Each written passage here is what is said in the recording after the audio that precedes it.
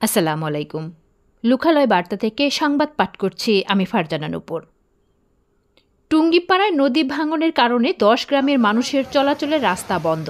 মোহাম্মদ তপু শেখ, গোপালগঞ্জ প্রতিনিধি।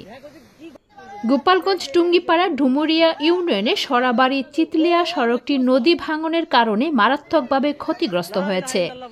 এই সড়কটি অন্তত 10টি গ্রামের মানুষের চলাচলের একমাত্র রাস্তা, যা এখন ভাঙনের কবলে পড়ে যোগাযোগ বিচ্ছিন্ন হওয়ার আশঙ্কা দেখা দিয়েছে।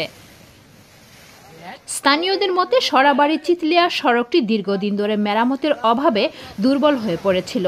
সম্প্রতি নদীর প্রবল স্রোতের কারণে সড়কের একাধিক অংশ ভেঙে গেছে, যার ফলে যানবাহন চলাচল বন্ধ হয়ে গেছে এবং পায়ে হেঁটে চলাও ঝুঁকিপূর্ণ হয়ে উঠেছে।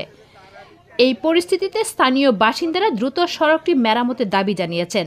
তারা সংশ্লিষ্ট কর্তৃপক্ষের কাছে আবেদন করেছেন যাতে দ্রুত ব্যবস্থা নিয়ে সড়কটি পুনর্নির্মাণ করা হয় এবং নদী ভাঙনের রোধে কার্যকর পদক্ষেপ গ্রহণ করা হয়।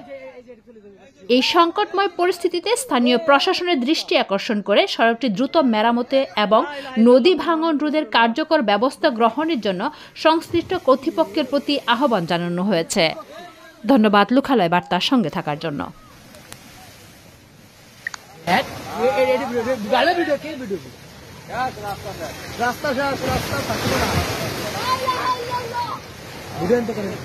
কি